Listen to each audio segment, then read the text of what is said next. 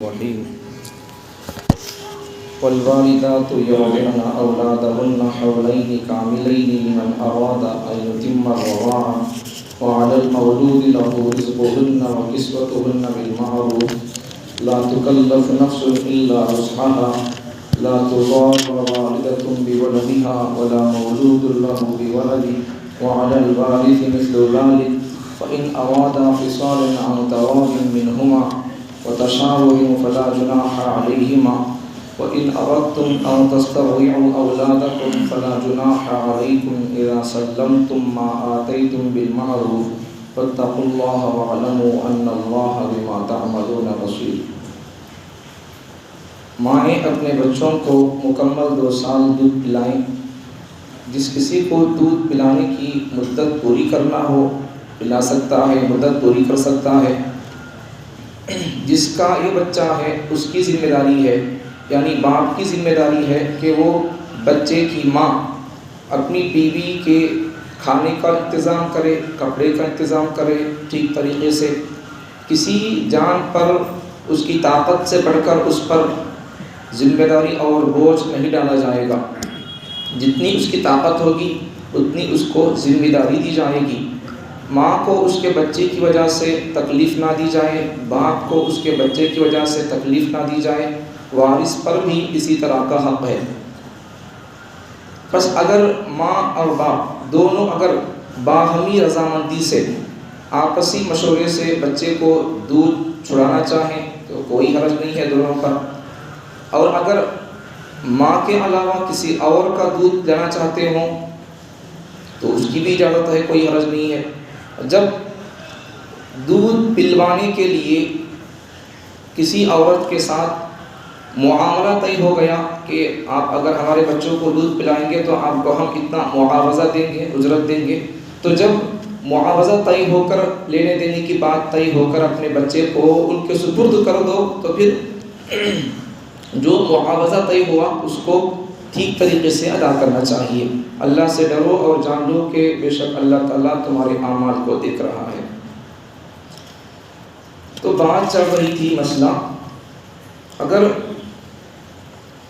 طلاق کی عدت گزر چکی ہے، نفقے کی ذمہ داری ختم ہو چکی ہے، یہ مسئلہ ہو گیا. اچھا، باپ زندہ نہ ہو تو دودھ پلانے یا پلوانے کا انتظام اس شخص پر ہے جو بچے کا جائز وارث اور محرم ہو. اچھا، سمجھنے کا مسئلہ ہے، توجہ سے سنو ذرا اسے. بچے کا باپ مر گیا، اگر بچہ مر جائے تو وہی وعلی الوارث مثل ذلک کا مطلب بیان کر رہے ہیں. سمجھا رہی مثال کے ذریعے سے کہ اگر بچہ مر جائے تو بچے کی پراپرٹی کے اندر کسے کتنا حصہ ملتا، وہ حساب سے کسے کتنا حصہ ملتا، وہ لوگ سب بچے کی تربیت کے، پرورش کے، دودھ پلانے کے، خرچے کے، سب کے ذمہ دار ہوں گے. تو جسے جتنا حصہ ملے گا وہ تمام لوگ بچے کی تربیت کے ذمہ دار ہوں گے. اب بچے کی مثال فرض کرنا چاہیے، بچہ مر گیا تو دادا کو کتنا حصہ ملتا، ماں کو کتنا حصہ ملتا، چچا کو کتنا حصہ ملتا، بڑے باپ کو کتنا حصہ ملتا. ایسا اگر اس کے بچے کے وارث دارا ایسا فرض کر لیں، اگر بچہ مر جائے، چھوٹا بچہ دودھ پینے والا بچہ، اس کا باپ نہیں ہے، وہ بچہ اگر مر جائے تو اس کی پراپرٹی کسے مل سکتی ہے، کسے کتنا حصہ ملتا. اب یہ حصے دارا بہت ہے تو ہر ایک پر ان کو جتنا حصہ ملتا ہے وہ حصے کے حساب سے ان پر بچے کی کفالت اور ذمہ داری اٹھانا ہوگا. ایک تو یہ وہی فرما رہی ہے.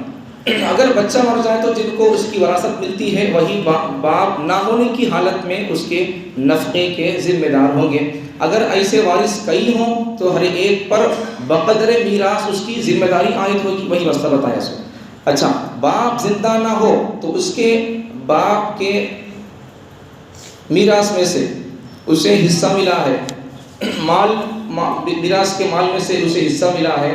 دودھ پلانے کی مدت ابھی باقی ہے، باپ مر گیا، بچہ چھوٹا ہے اور اسے باپ کی پراپرٹی میں سے حصہ ملا ہے تو ابھی دودھ پینے کی مدت باقی ہے، 2 سال پورے نہیں ہوئے.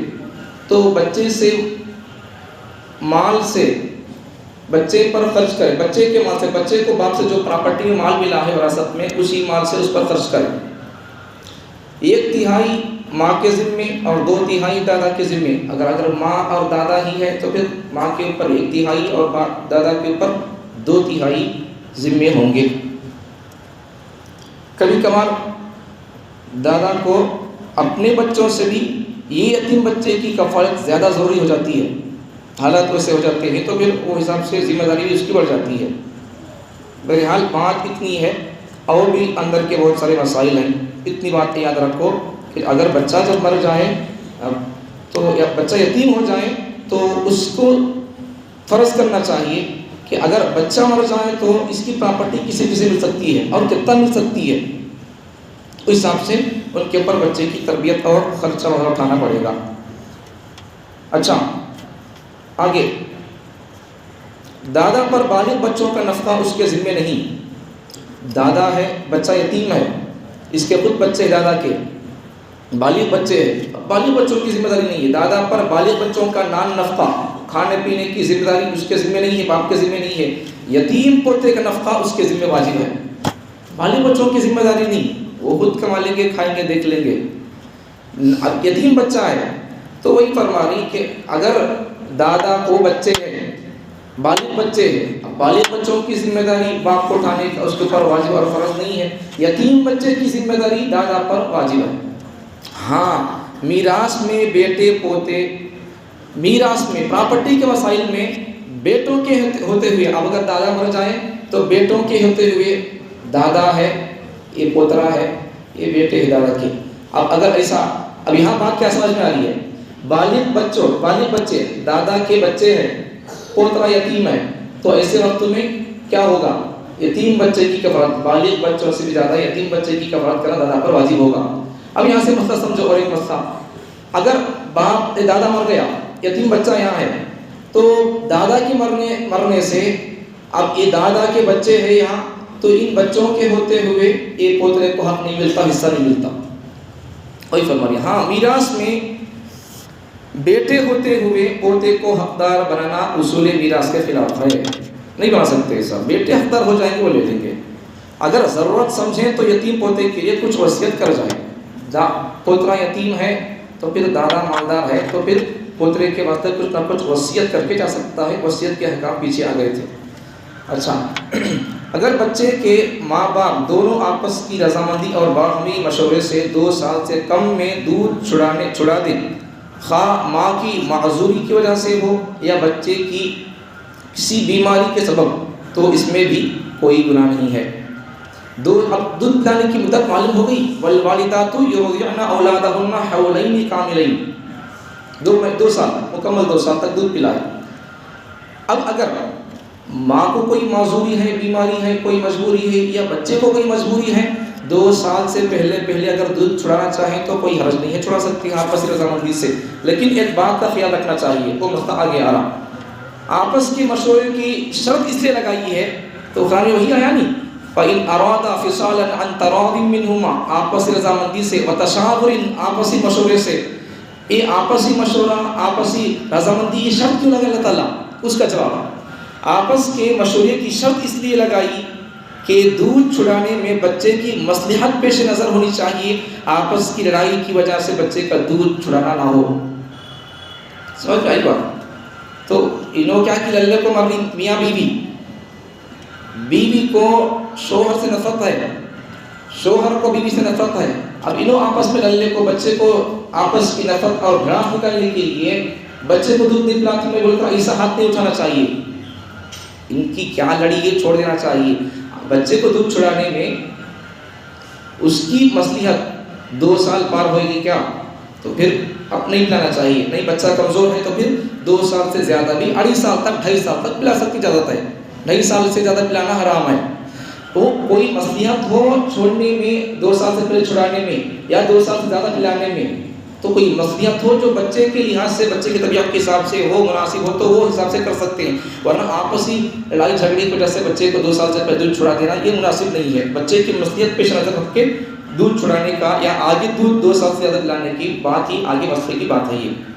ورنہ آپسی مسئلے اور لڑائی جھگڑے کی وجہ سے نفرت پیسے ایسا نہیں کرنا چاہیے. اور ایک مسئلہ بھی سمجھو. اور ایک مسئلہ کیا؟ اچھا اب میاں بیوی آپس میں طلاق ہو گئی، الگ ہو گئے میاں بیوی، اب بچے کی ذمہ داری کو اٹھانا، بچہ کس کے پاس رہنا، اب یہ سب مسئلے کسے معلوم ہے؟ کس کے پاس رہتے ہیں، یا ماں لے کر چلے جاتی ہے. ایسا بول کر ہوتا رہتا ہے. ہوتا سو نہیں ہے سو ہونا سو یہاں جو ہے وہ عمل کرنا سو. ہمیں کیا بول لیے، ہمارے خاندان والے کیا بول لیے، ریڈی کیا فیصلہ کرے، وہ یہاں نہیں کمائے گا، ریڈی بھی نہیں، مڈی بھی نہیں، کیا بھی نہیں ہے. اللہ کیا بول رہا وہ فیصلہ ہے. ماحول معاشرے کے اندر یہ سب معلوم نہیں ہے مسئلے، سنتے نہیں، پڑھتے نہیں، سمجھتے نہیں، آتے نہیں، کیا بھی نہیں، تو پھر کیا ہوگا؟ للے کو مرتے رہیں گے. شریعت سے جب ہٹ جائے گا معاشرہ تو پھر لڑائی کا شکار ہو جائے گا، نفرتوں کا بازار گرم ہو جائے گا. شریعت کے مطابق اگر عمل کریں گے تو پھر کئی کچھ جھگڑے ہوں گے. یہ چھوڑ دیے، اسے چھوڑ دیے، کتاب کو چھوڑ دیے، اب بس فتنوں کا شکار ہونا پڑے گا. دشمنوں کے حملوں کا، تیر تلوار کے نشانوں کا، ان کے بندوق کا نشانہ ہم کو بننا پڑے گا. اگر کتاب اور شریعت کے مطابق عمل کرتے ہیں تو پھر کوئی آپ پر حملہ نہیں کرے گا. جب تک کوئی چیز آدمی کی انڈر میں رہتی ہے، حفاظت میں رہتی ہے، اس کے ہینڈر میں رہتی ہے، کوئی اسے چیز چھین نہیں سکتا. جب چھوڑ دیتے ہیں تو پھر دشمن اس پر حملہ کرتے ہیں. سمجھ میں آ رہی بات؟ تو ہماری ایک کمی ہوتی ہے، ہماری کمی کی وجہ سے دشمن آج شریعت پر حملہ کر رہے ہیں. طلاق پر حملہ کیوں ہوا، پردے پر حملہ کیوں ہوا، حجاب پر حملہ کیوں ہوا، دوسری مسجدوں پر، مدرسوں پر حملہ کہیں کو ہو رہا، علماء پر حملہ کہیں کو ہو رہا، نوجوانوں کو چھپ کے کہیں کو پکڑ لے کو جا رہی. یہ ساری چیزیں کیوں ہو رہی؟ ہمارے بچوں میں اسکولوں کے ذریعے سے مرتد بنانے کی کوششیں کیوں ہو رہی؟ یہ سب کیوں ہے؟ ہم نے ان کو معمولی انداز سے لے لیا بات، ان باتوں کو، ان چیزوں کو ہم نے معمولی سمجھا. تو پھر کیا ہو جائے گا؟ ہر کوئی اسے اٹھا کر چلے جائے گا. آدمی گوشت لے کر جا رہا ہو تو گوشت کیا کرتا؟ ایسا ہی گوشت ہاتھ میں لے کر جا رہا تھا، اسے کور میں ڈال لے کو، کہیں کو لے کو جاتا، تھیلی میں رکھ لے کو، کور میں ڈال لے کو، تھیلی میں ڈال لے کو، گاڑی کو لگا لے کو، پھر ہاتھ میں پکڑ لے جاتا. اتنی چیزیں کہیں کو گوشت لینا ہے، گوشت لے کر ہاتھ میں چلے جانا تھا. ڈر کس کا ہے؟ بے فانی میں جاتے جاتے ایسا ویسا کسی دوست سے بات چیت کرتے جاتے ہوئے کوئی کتا آئے گا، چھین کر جھپٹ کر لے جائے گا. ڈر ہے، کتے کا ڈر ہے. لیکن کچھ کتے وہ جو انسانوں کی شکل میں اسلام کے، شریعت کے دشمن بن بیٹھے ہیں، وہ کتے بھی تمہارے پاس کی طاقت اور تمہارے پاس رہنے والی شریعت کی پاسداری اور ان کے کتاب کے احکامات کو تم ایسا ہی بے فانی سے چھوڑتے جائیں گے تو پھر دشمنان اسلام وہ بھی انسانی شکل کے کتے تمہارے ایسے وہ چیزیں چھیننے کی کوشش کریں گے. سمجھ میں آئی بات؟ تو اس لیے کیا کرنا چاہیے، جب اگر ہمیں شریعت پر عمل کرتے تو پھر اگر ہماری عورتیں پردے میں رہتے تو پھر کئی کو پردے کی بات ہوتی، اعتراض کئی کو ہوتا.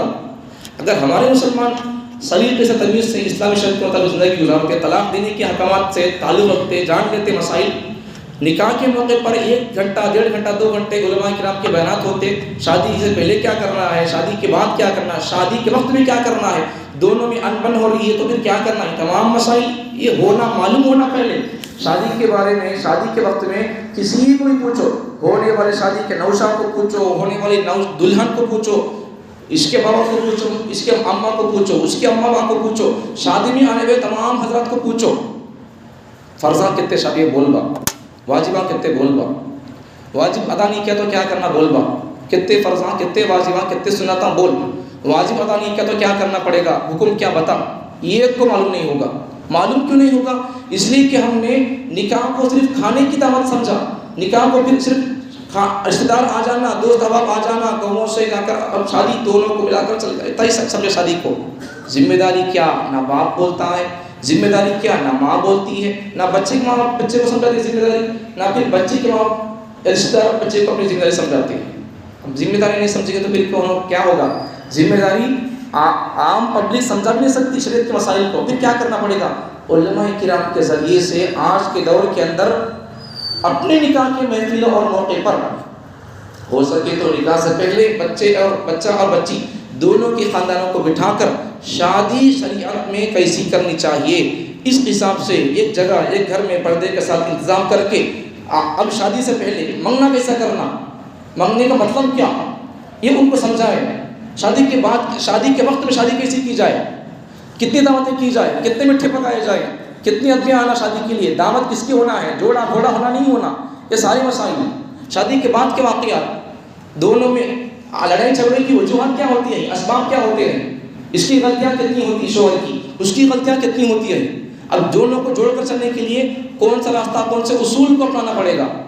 اگر دونوں میں انبن نہیں ہو، اب مل جل کر رہنے کے لیے کوئی چانس نہیں ہے. مزاج طبیعتیں الگ ہے، بات طلاق تک پہنچنے والی ہے. اب اس وقت میں کیا کرنا پڑے گا؟ یا پھر بچی شادی کے بعد کسی اور سے اپنا تعلقات جوڑ رہی ہے، اس وقت میں کیا کرنا پڑے گا؟ ہم مسائل قرآن سے پوچھو تو قرآن جواب دے گا. اسلام، قرآن، شریعت، پیغمبر محمد صلی اللہ علیہ وسلم کی زندگی یہ سوال کھڑا نہیں کرتے، جواب دیتے. جواب ہمارے دلوں کے اندر یا قیامت تک آنے والے چاہے اپنے مسلمانوں کے دلوں کے اندر کوئی اعتراض پیدا ہوتا ہو، شبہ پیدا ہوتا ہو، یا دشمنوں کی طرف سے کوئی شبہ اشکال پیدا ہوتا ہو، ان تمام کے سوالات کا جواب اللہ کا کلام، اسلام اور قرآن یہ جواب دیتے ہیں، یہ سوال کھڑا نہیں کرتے. تو ہم سمجھے نہیں تو اسے ضروری سمجھو. نکاح کے موقع پر جس عالم دین کو قرآن پر مہارت ہے، سیرت پر مہارت ہے، شریعت پر مہارت ہے، جن کے پاس سند موجود ہے اپنے بڑوں کی، تو ایسے علماء کرام کے ذریعے سے کم از کم شاپنگ کے لیے کتنے دن لگا دیتے ہیں. ایک دن شاپنگ حیدرآباد کی، 2-3 دن جا کر شاپنگ حیدرآباد کی کر کے آئیں گے، پھر شاپنگ مزہ نہیں آیا، ابھی تھکے نہیں، اور نوے کپڑے ہونا، اب 24 کے کون سے کپڑے ماڈل کے، پھر بنگلور کا سفر کریں گے، وہاں بھی جی نہیں بھرا، ممبئی جائیں گے جی نہیں بھرا، کلکتہ جائیں گے، قسم قسم کے مختلف شہروں کو پھر کر کپڑے لینا تو آ گیا. کتنے دن سفر کر کے کپڑے لیتے، شاپنگ کر لیتے، وہاں کوئی دیر نہیں سمجھتے. 2-4 گھنٹے 5 گھنٹے علماء کرام کے بیانات کو نکاح کے موقع پر نہیں کرنا نہیں چاہتے. سمجھ میں آئی بات؟ نکاح کرنے کے بارے میں سمجھیں گے نہیں ذمہ داریاں، تو پھر آپ بعد میں لڑنے کو چھوڑنا پڑے گا. پھر یہ سمجھو، ذمہ داریاں کو سمجھو. اب ہمیں نہیں بول سکتے اپنے بچے کو کیا کرنا، کیا دعا پڑھنا، کوئی سب یہ ہمیں نہیں بول سکتے، شرم ہے. تو پھر علماء کرام کو بلاؤ، بے دھڑک اور بے جھجک ہو کر، بے خوف ہو کر بتائیں گے مسائل کو، ڈریں گے نہیں، کمپرومائز نہیں کریں گے، کھلا بچے کو سمجھائیں گے. یا پھر کوئی کورس کرو، عالم سب کے پاس چھوڑ دو، جب آپ کورس کر لیں ان کے پاس آپ شادی کورس کر لیں، پلے کو سیکھ لے کو شادی کے موقع پر اگر علماء کرام کے سامنے اگر یہ معاملات ان کے ہینڈر میں ہوں گے، تو پھر ہمارے نوجوانوں کے اندر علم اور شادی کے بعد کے معاملات کی فہمی کا ان کے اندر سلیقہ تمیز آ جائے گا، بیوی سب کے طرح یہ ان کے اندر آ جائے گا. ورنہ پھر نہیں تو عام پبلک کی ذمہ ہی ہوگا، تو پھر کیا بھی نہیں ہوگا. اس لیے ذمہ داریاں ذمہ داروں جو اس کا اہل ہیں، اگر اس کو ملیں گے تو ان سے امتحان لیں گے. بولو جی توحید کیا بتاؤ، شادی اب تمہاری ہو رہی جی، پاکی کے مسائل بولو، غسل کے فرائض بولو، سنتیں بولو، سب ان کو پوچھیں گے. شادی فرضہ کیا بولو جی، بول کر بولے نہیں معلوم ہے، میرے ساتھ 40 دن رہو، سکھاؤں گا آپ کو شادی کورس. سمجھائیں گے، اس پر ہماری توجہ نہیں جاتی. شادی کا تمہارے ذہن میں کیا، بریانی ہو، مٹھے 10 قسم کے ہو، یا پھر زندے مرغیاں، ساری مرغی کو تلی ہوئی لا کر، جیسا کرناٹک وغیرہ بڑے بڑے شہروں میں حیدرآباد میں ہوتا ہے، ویسا لا کر آدمی ایک آدمی کو ایک مرغی دے دینا، کھا لو شادی بولے تو. اب اتنے لوگ شادی کو ہے، شادی جب ٹوٹ گئی یا آپس میں دونوں آپس میں للے کو یہ ہو جا رہی بولے تو وہاں آپ کو کون سمجھاتا، کون بھی کیا بھی نہیں کرتے. شادی بولے تو کیا، ایک دوسرے کے حقوق کو سمجھانا، پہچاننا، معلوم کر لینا. یہ اگر معلوم نہیں کر لیں گے تو پھر کیا ہو جائے گا، آپس میں پھر لڑنے کو مریں گے. آخری مسئلہ سنو. اچھا، شادی کے بعد طلاق ہو گئی، بچے ہو گئے، بچے دودھ بھی چھوڑ دیے، دودھ بچہ نہیں چھوڑتا، چھوٹا ہے تو وہ سب مسئلہ بتا دیا. اب شادی کے بعد نکاح ہو گیا، اولاد ہو گئی، طلاق ہو گئی. اب طلاق کے بعد بچے ہیں تو اب بچے کس کے پاس ہونا، یہ مسئلہ ہے. اب کیا کریں گے؟ کل بولوں مسئلہ، ابھی بولوں؟ ٹائم ہو گیا، ٹائم طے کر دیا میں. ٹھیک ہے، بول دیتا ہوں آخری مسئلہ. تو 7 سال تک اگر بچہ ہے تو 7 سال تک ماں کے پاس رہے، بچی ہے تو 9 سال تک ماں کے پاس رہے، اس کے بعد ذمہ داری باپ کی. اب ہمارا حال کیا ہے، یہ سب مسئلے کسے معلوم ہے؟ پبلک کو، عام پبلک کو. آپ کو بیٹھے تو نہیں، سنے تو نہیں معلوم ہوں گے. اللہ کا کلام ہے، پڑھا رہی سمجھا رہی بول کر، پڑھا رہی بھی سمجھا رہی بھی، سمجھ میں آ رہی. نہیں بیٹھے گا تو معلوم کیا ہوگا، ویسا چھوڑ جائے گا. پھر ذمہ داریاں ہیں، چھوٹی چھوٹی باتوں پر طلاق. سانس پوچھی کہتے ایک بہو کو، اسی دو کا واقعہ، اسی پولر کا واقعہ. سانس پوچھی کہتے ایک بہو کو، کیا بول کر، کئی کو ماں تو ڈل بیٹھی ہے تی، کیا تو شیطان لگا کیا ماں؟ بولے تو کیا ہو گیا؟ شیطان لگا بولتی تم مجھے، تیرے گھر میں نہیں رہتی، میں چل جاتا ہوں تو لے چلے گی. اب گھر میں آپ کو سر کو دل کو مر رہی، کیا کرنا آپ؟ سمجھ میں آ رہی بات؟ بھائی باپ کتنے دن تک پالے گا؟ ایک نہ دن کو گوشت محسوس ہوگا.